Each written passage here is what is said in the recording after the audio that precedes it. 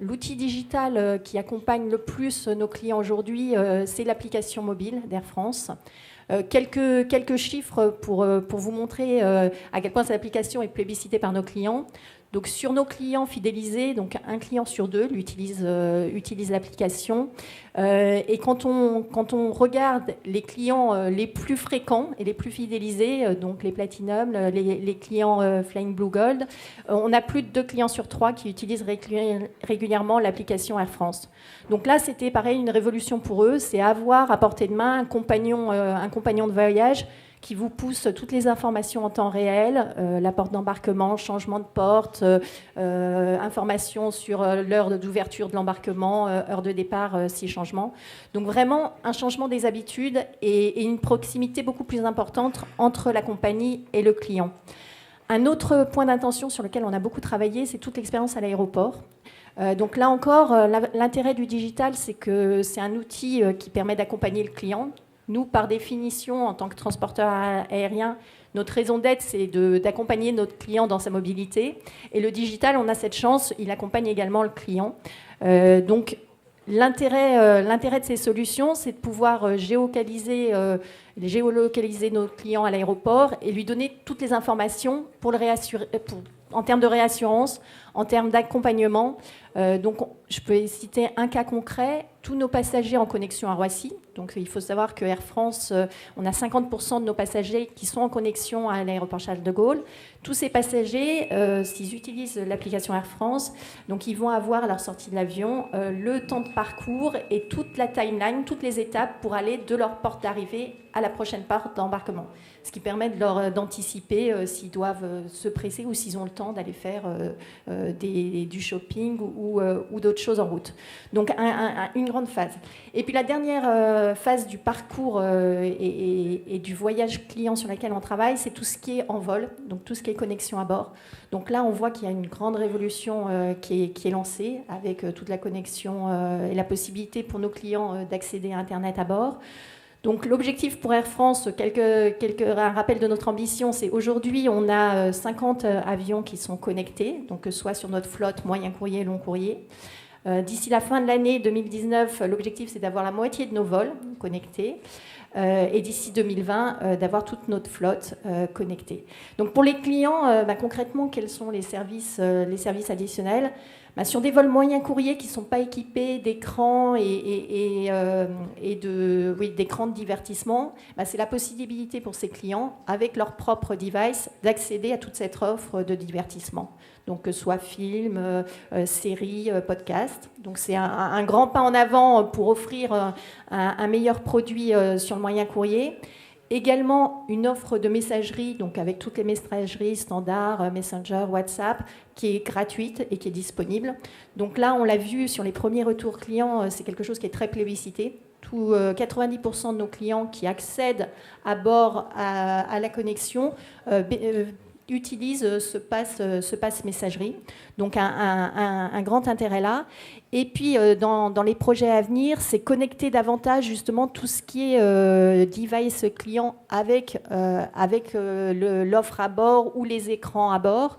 Donc je pense qu'on reviendra sur le sujet avec les autres intervenants. Donc là encore, on a un premier lot très concret. On a sorti la semaine dernière une nouvelle application Air France. Alors, je dis nouvelle application Air France, elle n'a pas vocation à rester et à durer. C'est une application temporaire, mais c'est pour tester justement tout ce qui est appétence de nos clients sur service à bord, expérience à bord. Donc c'est une phase sur laquelle on travaille particulièrement. Donc l'application s'appelle Indie Air, elle est disponible dans le store.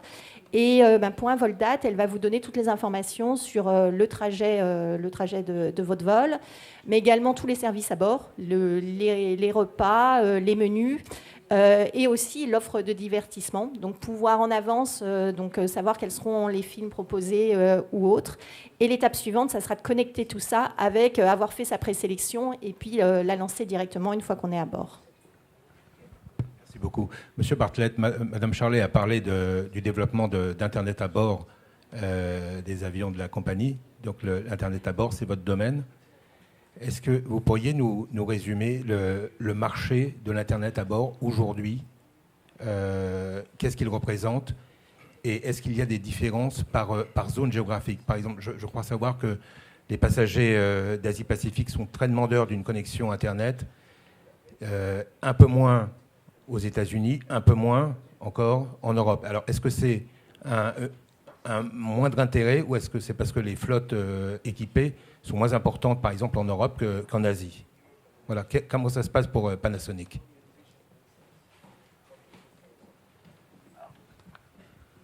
Yes, thank you. So I think that certainly what we've seen in Asia and particularly in China, there's a very much a keen interest to use the internet at a level that we have not achieved in Europe and North America. That said, I do believe there's a strong demand in Europe and in North America for internet connection, and I think we as an industry are working to provide that.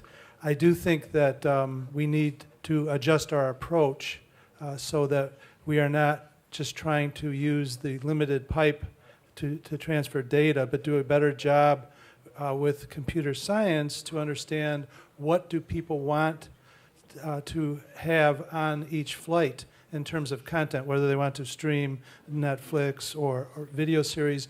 We can understand that with data analytics. So what we are working on is to curate that content before each flight by city pair to make sure that what people want is, and this is, by the way technology companies do it on the ground, to cache that content on the server in the home. In the business, we can do that on the plane. So a combination of very cleverly using that head-end server on the plane to preload content, and that coupled with the ability to do connected internet will give a much better connected experience.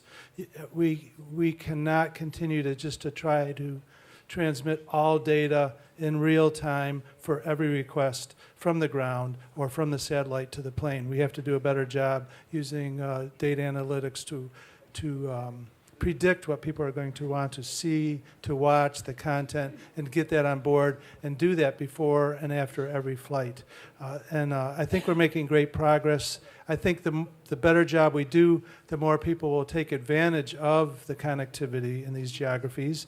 I think the reason there's a lag is they just, we're slow as an industry to provide the same level of experience in the air that they have on the ground. When we do that, there will be a much better receptivity. Au sujet d'Internet à bord, j'ai une question pour vous quatre. À votre avis, objectivement, est-ce qu'Internet doit être payant ou gratuit? Parce que à mes yeux, c'est compliqué. Quand vous allez à Roissy, par exemple, si vous n'allez pas au salon Air France, vous êtes dans la zone passager, vous pouvez avoir une connexion à Aéroport de Paris, qui est gratuite. Si vous allez au salon Air France, vous avez une connexion gratuite. Vous montez dans la cabine, et là, on vous dit « Ah, attention, c'est $20 ». Alors, à vous quatre. Et c'est la même chose pour les salons, Monsieur Dreger. Donc, à votre avis, objectivement, est-ce que l'Internet à bord doit être gratuit ou pas? Et s'il est gratuit, comment vous allez vous rémunérer? Parce que l'équipement, Monsieur Bartel, l'équipement d'un avion est assez coûteux pour une compagnie aérienne. Je crois que c'est entre 200 000 et 300 000 $, non? Yes, it's very expensive to, in the beginning, to set up this infrastructure, but I think the whole trend is going towards free, and I think we can do a better job leveraging sponsors and leverage. And what we're working on is a whole new set of offerings that can help airlines to drive revenue through better e-commerce marketplace on the plane, better offerings that passengers will be willing to pay for that will subsidize the cost of the internet. So rather than charge for the internet, charge for new services that passengers will find very exciting and differentiating for each airline. So what I'm trying to work on and help the industry move forward on is that device in the plane is not just a device to watch a movie, but just like the smartphone has evolved to do many things for you that, oh, by the way, can make a phone call, the device in the plane, in the seat back, as well as the device passengers carry themselves, because there will be both.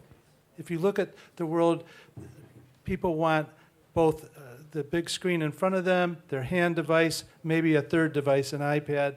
We're moving to many devices, but moving to make that really a digital interface to each passenger, an IoT interface to each passenger, and with that we can drive together as an industry a whole new set of outcomes that will be very engaging, very compelling, and that should subsidize the cost of internet, and that along with better sponsorship.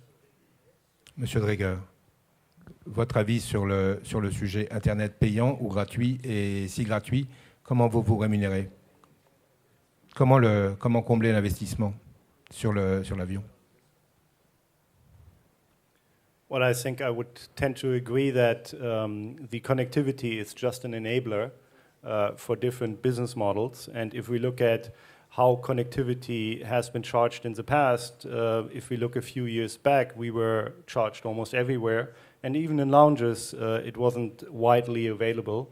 And nowadays, we're seeing that we're upgrading the bandwidth, we're upgrading the utility of connectivity, because we get more and more business cases riding behind it that will enable us to provide connectivity as a sanity factor without a charge. We also feel that connectivity is something that in the in-flight area will lose its charging model. It might go a small detour through the loyalty arena, so you start offering connectivity free of charge to your loyalty customers as a benefit, because currently it is perceived as a benefit if you get it for free. But I think eventually in the midterm, because of the utility that connectivity creates, we will see it becoming something that is basically available for free. Monsieur Garcia, vous représentez le modèle low cost européen. Même question. Bon, d'abord, je vais essayer de le faire en français. Ça fait longtemps que je ne parle pas français, donc excusez-moi. Je pense qu'il faut poser la question au client. Un client qui, nous, en moyenne, notre client paye 70 € par trajet. La mise en place des Wi-Fi, c'est très cher pour une compagnie aérienne. Nous, on va le faire, on va lancer le Wi-Fi cet été. Au niveau de groupe, on a une réflexion en cours IAG sur comment monétiser le Wi-Fi on board. Et il y a peut-être le contenu. Il y a des gens peut-être qui sont prêts à mettre leur contenu et payer le coût de la data, parce que le coût de la data, c'est vraiment très très cher. Nous, on ne croit pas dans un modèle à court terme de ne pas faire payer aux clients, parce que nous, on a un coût très élevé pour les prix qu'en vend les billets. Donc au début, on va lancer le Wi-Fi sur un modèle payant. D'accord ? Mais ces modèles payants, peut-être sur la partie loyalty, on peut avoir des opportunités, mais je pense que le retour sur investissement aujourd'hui, il n'est pas là. Même au niveau de groupe, on a contacté des plateformes comme Netflix pour voir s'ils voulaient sponsoriser le groupe IAG. C'est 250 millions de passagers par an. Vueling, c'est 33 millions de passagers par an. Il n'y a pas de sponsor, hein. Donc on peut dire très bien, ah oui, non, quelqu'un doit payer. Si le client il ne paye pas et que les sponsors ne payent pas, la question, il faut poser au client la question sur un moyen courrier. Hein. Long courrier, je pense que c'est différent. Mais sur un moyen courrier, si je pose la question, est-ce que vous allez choisir une compagnie aérienne pour un Paris-Barcelone qui a Wi-Fi ou qui n'a pas de Wi-Fi? Est-ce que c'est votre purchasing criteria? Je pense que la question, il faut la poser au client. Et je pense qu'aujourd'hui, dans notre modèle à nous, les clients, 52% de nos clients nous choisissent pour le prix. 27% de nos clients nous choisissent pour la destination. Donc c'est 77% de nos clients, c'est le prix destination. Après, c'est le service. C'est peut-être le service à bord, l'expérience client. Mais le Wi-Fi, pour moi, ce n'est pas un critère d'achat aujourd'hui sur notre modèle à nous, modèle court courrier low cost. Et à ce sujet, j'ai eu l'occasion personnellement de discuter avec une personne de Norwegian qui fait du low cost long courrier Et eux-mêmes ne sont pas convaincus de l'opportunité de mettre du Wi-Fi à bord et encore moins de le faire payer. Donc il y a vraiment... Madame Charlet, qu'est-ce que vous en pensez de ce d'abord, quand la flotte, quand vous dites la flotte fin 2020, toute la flotte équipée, y compris les courts et moyens courriers? Tout à fait, toute la flotte, donc tous nos avions. Oui. Et comme je disais, mais ça rejoint tout ce qui a été évoqué, en effet, c'est un investissement qui est très lourd. Donc on a fait le choix de faire au niveau d'Air France. Clairement, on le voit d'ailleurs, vous citiez les accès Wi-Fi à l'aéroport. À chaque fois, il y a deux types d'usages. Il y a l'usage gratuit et puis si on veut une bande passante plus rapide, une option payante. Nous, ce qu'on a fait, le choix qui a été fait, c'est qu'en effet, tout ce qui est accès pour de la messagerie donc, est en accès gratuit et que suivant les demandes et les besoins, il peut y avoir des options payantes pour accéder à des besoins et des utilisations différentes. Donc je pense que c'est en effet quelque chose qui évoluera peut-être, mais aujourd'hui, on est dans l'industrie à savoir, on a fait le choix de donner un accès gratuit sur tout ce qu'on considère comme basique de type messagerie et les options pour les clients qui le souhaiteraient, parce que tout le monde ne le souhaite pas, pouvoir avoir accès à d'autres opportunités de devoir, dans ces cas-là, payer une option. Et franchement, entre vous quatre, vous pensez qu'on va vers... et puis ensuite, on passera à un autre sujet, mais vous pensez qu'on va vers un Internet payant à bord ou que...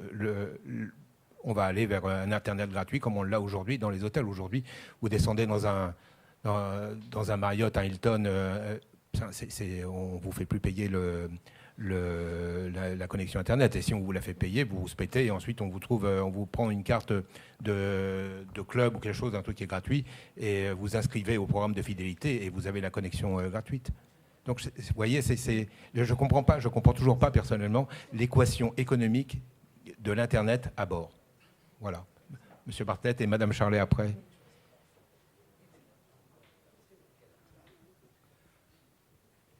Well, at the end of the day, it really comes down to passenger expectation, and passengers want to be connected.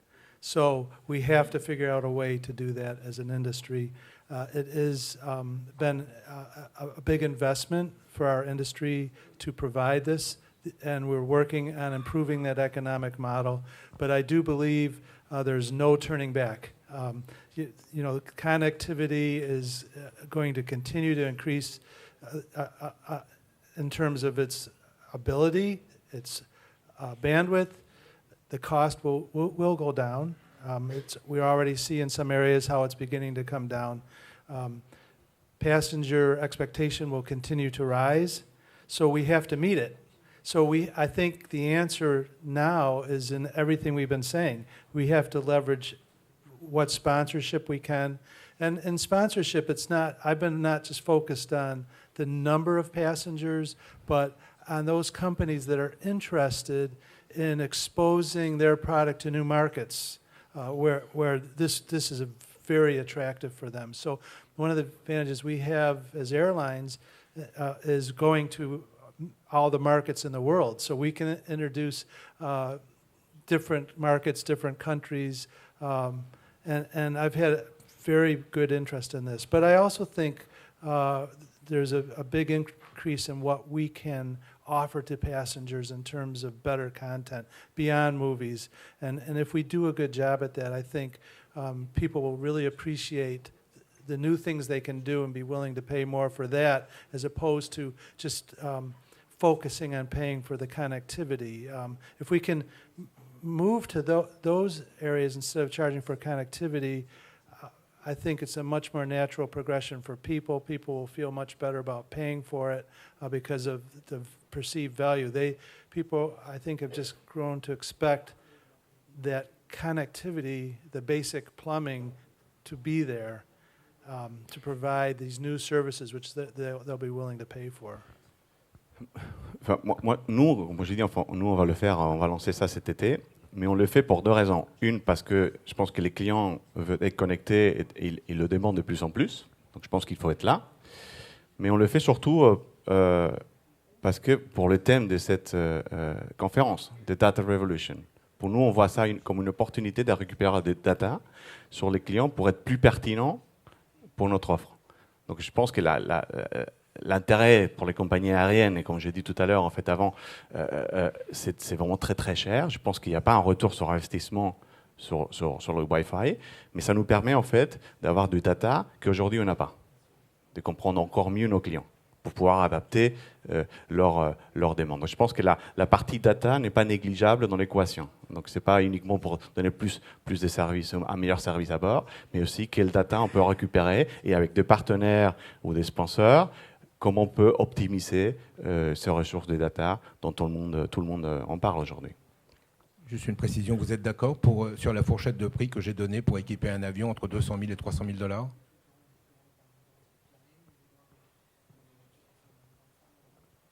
Je ne serais pas capable. Monsieur Garcia. C'est même un peu plus que ça en fait, mais je peux pas donner des chiffres exacts. C'est au-delà de 300 000. C'est un peu plus cher que ça en fait. Mais, et en plus, c'est une technologie, en fait, on est dessus en ce moment, c'est une technologie où quand vous voyagez sur un Barcelone-Ibiza, par exemple, on ne peut pas proposer de Wi-Fi parce qu'il n'y a pas de Earth, il y a le sea, il y a la mer.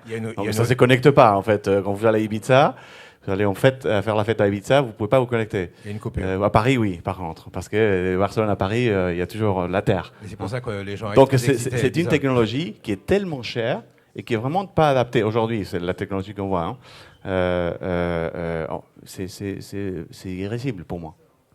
Madame Charlet. Juste pour conclure, je pense que c'était le thème d'introduction de la journée, c'est d'être optimiste. Et je pense qu'en effet, il va falloir que la technologie évolue pour qu'on ait des solutions moins chères, parce qu'aujourd'hui, ça reste très cher. Mais je suis très confiante sur le fait que ça va évoluer et que ça pourra être moins cher à l'avenir. Personnellement, je suis très optimiste, parce que quand on voit comment ça évolue sur le marché américain, par exemple, de plus en plus de compagnies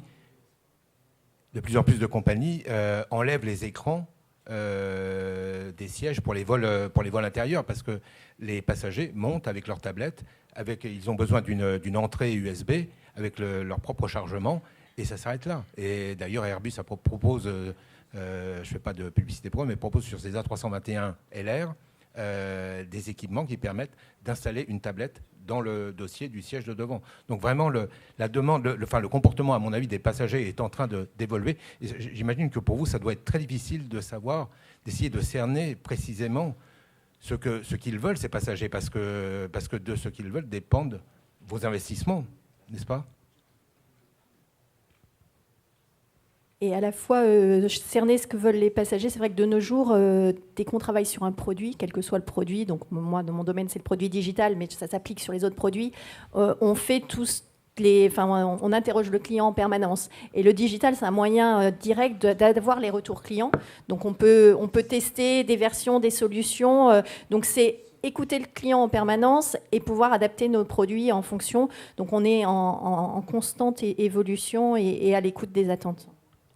Monsieur Dreger, dans les salons, comment on fait pour satisfaire des populations culturellement différentes qui arrivent de très tôt le matin et qui partent jusqu'à très tard le soir pour les vols, par exemple, au départ de l'Europe sur l'Afrique, etc. Ça doit être assez complexe, non ?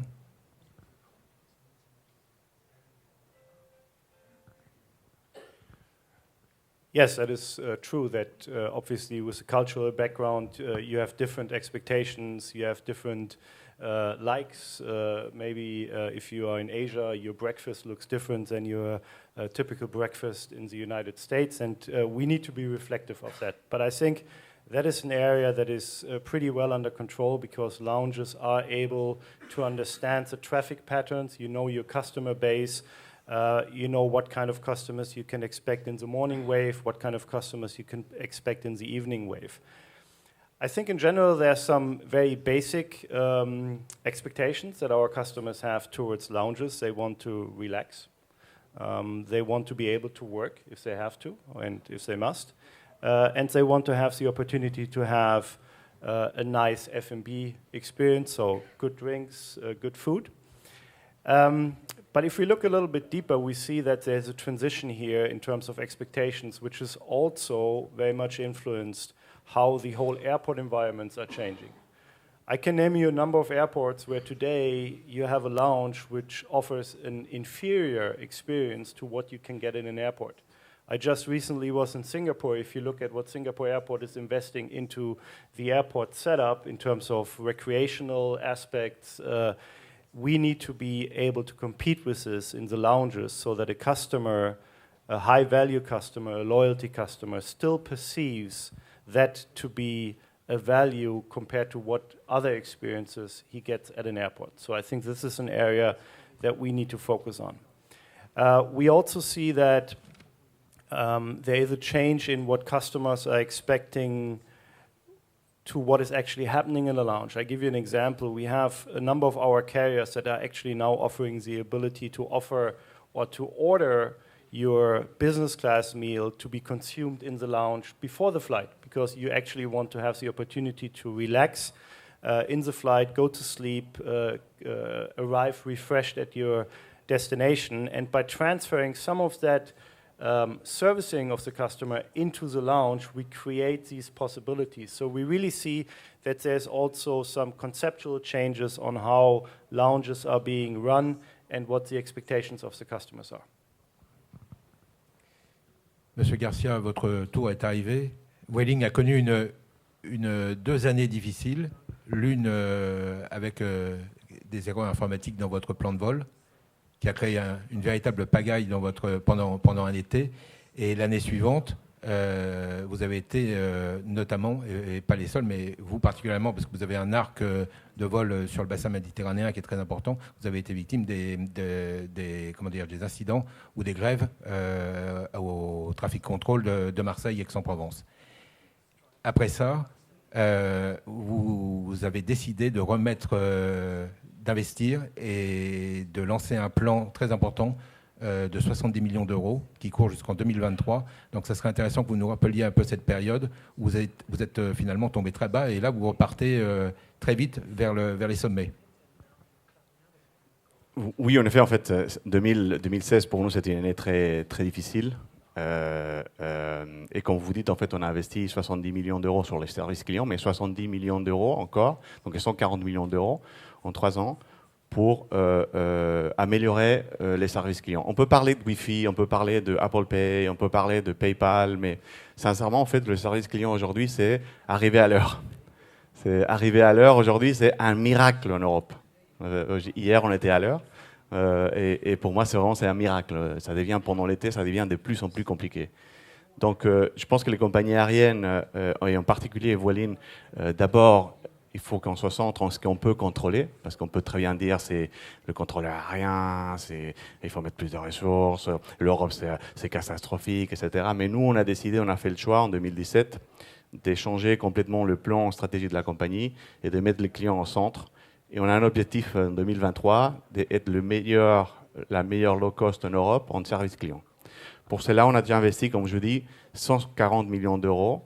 Mais la plupart des investissements, Vueling était très très bon, et nous sommes très bons, je pense, sur la partie commerciale, sur la partie innovation, sur la partie mode de paiement. On mettait beaucoup d'argent sur la partie branding, sur la partie des dernières technologies, pour vendre mieux. Mais on n'avait pas investi assez sur la partie opérationnelle. Et pour moi, ça, c'est fondamental. Aujourd'hui, je pense que les compagnies aériennes, pour vous donner un exemple, cet été, on va avoir 11 avions de réserve. Une compagnie aérienne, nous, on a 100 avions. On devrait avoir 5, 6. On va avoir 11 avions de réserve basés entre Paris et Barcelone et Rome, qui sont là. Qui sont vos 3 hubs européens. Oui, pour pouvoir absorber le retard du trafic aérien. Chaque avion, c'est 4 millions d'euros. Hein. On a dû investir énormément d'argent pour pouvoir absorber la vague de retard en Europe. Donc, le premier investissement, ressources. Donc, plus d'avions de réserve. Deuxième investissement, plus de ressources en stand-by cruise, de l'équipage, non? On dit équipage. Équipage de réserve. On a 47 équipages, c'est entre 5 personnes, 47 équipages de réserve pour cet été. Parce qu'on peut parler, comme on dit, je pense qu'il faut continuer à innover, il faut continuer à avoir des Wi-Fi, il faut continuer à parler des airport lounge. But the customer, le client, il veut arriver à l'heure. Dans notre segment, c'est un bon prix de Paris à Barcelone et à l'heure. C'est tout. Donc les compagnies aériennes doivent investir sur ça et prendre en main et pas dire c'est la DGAC à Paris, parce que le contrôle aérien à Marseille. Oui, il faut qu'on travaille. On travaille. J'étais avec la DGAC, le président de la DGAC il y a un mois, pour voir comment on peut planifier ensemble l'été. Mais surtout, nous, d'un point de vue compagnie aérienne, on doit investir sur les services clients, mais sur les basiques. Qu'est-ce qu'il faut qu'on fasse pour arriver à l'heure? Qu'est-ce qu'il faut qu'on fasse pour que l'expérience client soit simple pour les clients? Quand il y a un problème, que le client puisse, à travers un clic, trouver une solution. Je pense que le nerf de la guerre, on parle de ça, non? Je pense, pour moi, c'est ça. C'est de mettre en place des basiques. Et des basiques, c'est un service rapide, simple et à l'heure. Donc, on investit sur des ressources, avions et tripulation. Et surtout, je me souviens quand je suis arrivé chez Vueling, en France, on avait 7 avions, 6 ou 7 avions, et on avait une seule personne. 250 équipages, il y avait une seule personne qui manageait la France. On a décidé d'investir en France, et maintenant on a une équipe qui est présente, qui manage le pays, qui est en train de développer le pays. Pourquoi? Parce qu'il faut investir sur les services clients, il faut investir sur les marchés. Donc on a fait l'investissement sur plus de ressources dans les aéroports, on a changé complètement l'expérience aéroport, parce que pour nous l'expérience aéroport était très importante, surtout à Barcelone. La pagaille dont vous parlez tout à l'heure, c'est parce qu'il n'y avait personne. On n'était pas à l'heure, on annulait des vols, les gens arrivaient à l'aéroport, il n'y avait qu'une seule personne, 2 personnes. Donc on a dû mettre en place 2 ressources supplémentaires pour améliorer le service client. Donc plus de ressources à l'aéroport, plus d'équipage, plus d'avions et surtout plus d'investissement sur la partie technologie, mais sur ce qu'on appelle disruption management. Je pense que les clients, ils ne veulent pas appeler un call center. Les clients, ils veulent savoir pas avoir l'option de trouver une solution, de proactivement qu'on lui donne une solution qui soit simple pour lui de le faire. Je pense que l'investissement est plus ça que l'investissement que nous, on avait fait chez Vueling, sur la partie commerciale, sur le conversion rate du web, l'expérience peut-être de salon, qui peut-être c'est important aussi, mais pour nous, c'est basique. Arriver à l'heure, avoir des ressources. On a changé le programme. Pour nous, le programme dans une compagnie aérienne, comme vous savez, le programme, c'est fondamental. Donc en 2016, on avait un programme très serré. On avait des temps d'escale de 30-35 minutes. On a dû mettre en place 45 minutes, 55 minutes à Barcelone de temps d'escale. Ça, c'est un coût supplémentaire parce qu'on utilise moins les avions. Mais on devait faire cet investissement. Cet investissement, c'est 140 millions d'euros en 3 ans. 70 millions d'euros pour la partie opérationnelle et 70 millions d'euros pour la partie service client. Et pour nous, c'était fondamental. Avant de parler de Wi-Fi, qu'on va faire parce que tout le monde le fait, je pense que c'est intéressant, pour nous, on est centré pour mettre en place des ressources là où le client veut. Le client, il veut arriver à l'heure. Madame Charlet. Oui, je peux confirmer. Donc, on part pas. C'est vrai que Air France, on a toujours investi énormément sur tout ce qui est performance opérationnelle.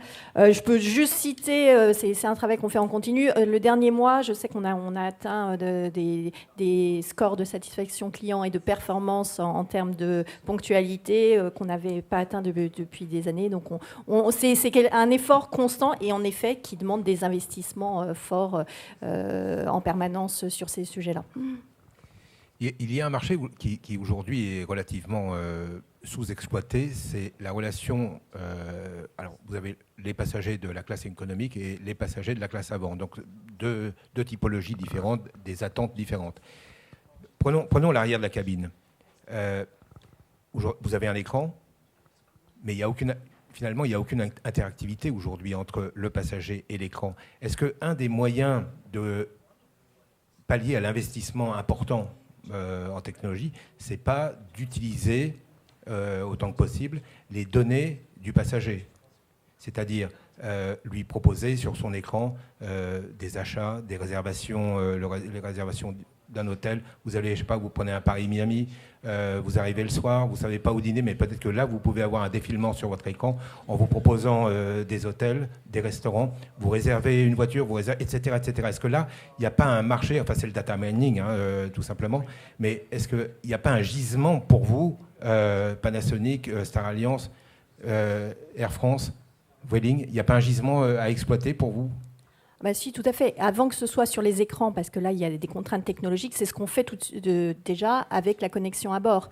Donc, quand vous accédez au portail de connexion sur un appareil avec le Wi-Fi, le portail va vous proposer ses offres, est capable de vous reconnaître et d'avoir accès à toutes les informations vous concernant pour proposer l'offre à destination la plus pertinente, que ce soit location de voiture ou activité à destination. Donc, c'est quelque chose qu'on fait déjà, enfin, sur lequel on s'est lancé. Après, aujourd'hui, c'est disponible sur tout ce qui est propre device du client. Les interactions avec les écrans à bord, c'est un step technologique qu'il faut qu'on fasse, mais sur lequel on travaille en effet et qui est aussi une piste d'évolution. Parce que si on prend le marché moyen courrier européen, par exemple, on va prendre un Londres-Barcelone, quelqu'un qui fait ça 2 à 3 fois par semaine, toujours avec Vueling. Pour les raisons que vous aviez au départ, c'est parce que c'est la destination et c'est pas cher. Mais cette personne finit par réserver autant que possible toujours le même siège avec le même horaire. Et là, on peut, enfin, il y a une source de données à exploiter. Enfin, je veux pas rentrer, c'est pas Big Brother, mais on est. Tout à fait. Nous on a mis en place depuis l'année dernière, en fait, la homepage est personnalisée, en fait. On sait d'où il vient les clients, les recherches qu'il a fait le client. On a mis en place ce qu'on appelle un DMP, Data Management Platform. On a plus de données des clients et ça nous permet en fait de personnaliser notre homepage avec les destinations. Et si le client il est logué, on va lui proposer le siège qu'il veut, on va lui proposer la destination qu'il veut parce qu'on sait qu'il achète tous les mardis, ou tous les lundis, il achète le même vol pour la même destination. Mais ça, je pense que ça, c'est du basique de e-commerce qu'on est en train tous de mettre en place, que c'est nécessaire pour personnaliser l'expérience client. Est-ce qu'il y a des innovations dans le domaine des salons qui sont en préparation dans le cadre de Star Alliance?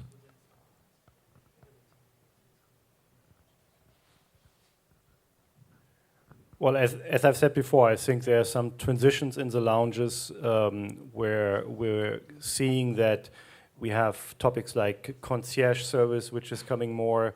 We're also seeing, as I've said before, that we transition some of the in-flight part into the actual lounge. So from that aspect, we see innovation. We also see that the lounges gives us access to a customer base which is quite representative of some of our key target areas, high-value international travelers. And by having access to this group of customers, that allows us to provide innovation, to get ideas, to get feedback from them. But I want to make one more point on the data, because you were referring to the data that is widely available, and we see that also with our 28 members. The data is there, but I think what we need to also address, there needs to be a strategy, first of all, how to analyze the data and draw the right conclusions out of the data that we have to turn it into a personalized offer. And I think we need to become better in having a dialogue with the end customer, because we need to convince customers, if we consider regulations that we have around data tightening and getting stricter, we need to be good in having a dialogue with the customer that makes it very visible what we actually want to do with the data, that allows us to get the consent from the customer to actually provide him with a personalized offer. And above all, I think we need to be able to convince the customer that we are providing value to him. Just to give him another offer is not the decisive factor. We need to really be able to demonstrate to the customer by us using the data to provide a personalized offer, we're creating value, even if you travel just from Barcelona to Paris and you want to be just punctual. Yeah, absolutely agree. I think at the end of the day, there's so much we can do with the data, but we have to be able to show the customer, each passenger, the value that they're getting for it. If we do that, we can continue to take the data and do more with it. I believe we've only scratched the surface, as they say. We've only begun.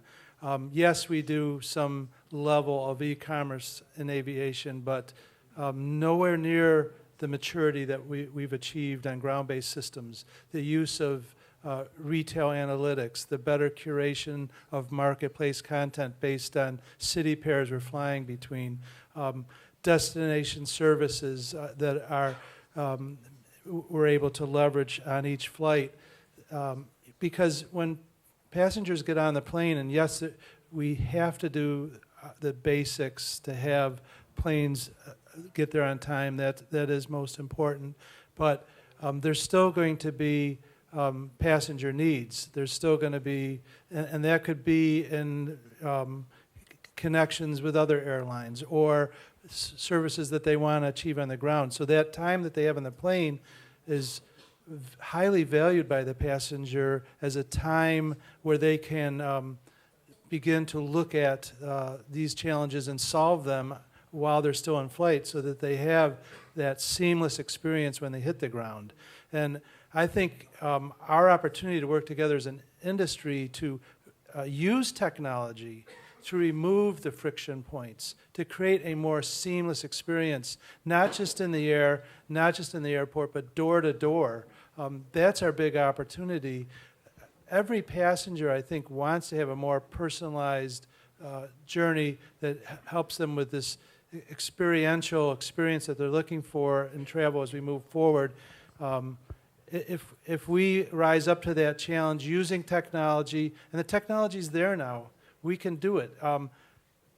I think one of the good things in aviation is we lag a little bit of what's been achieved in ground-based systems, so it's easier for us to quickly leverage it. We just have to work together better as an industry on open platforms, and I think we have a huge opportunity. I'm very optimistic. Donc la technologie est là et en fait on n'a encore rien vu de ce que vous nous préparez. Non, c'est pas péjoratif, monsieur.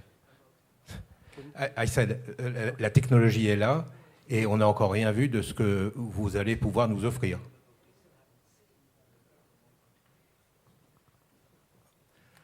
Well, it is a work in progress, but I think you've heard that we are making many advances, and I think the other thing you're going to see as we move forward is a much faster cycle on innovation in aviation. Why? Because the systems that we have, both cloud-based systems and the systems on board, have much better processing power, much better memory than we've had in the past, much better connectivity so that when we are on the ground we can load more data quickly.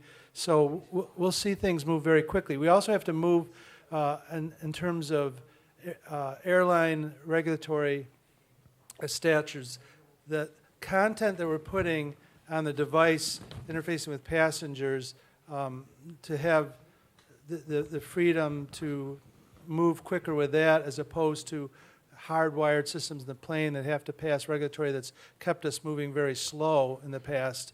And if you look at IFE systems historically that were hardwired into the plane, there's a lot of regulatory conditions for that, right? Including RF interference and the protection of passengers with the devices physically.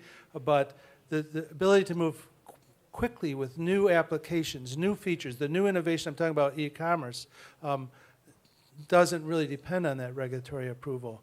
So we have to work as an industry to make sure it does not get bogged down by that, because we should be able to abstract that, to raise that up at a level where we can iterate very quickly.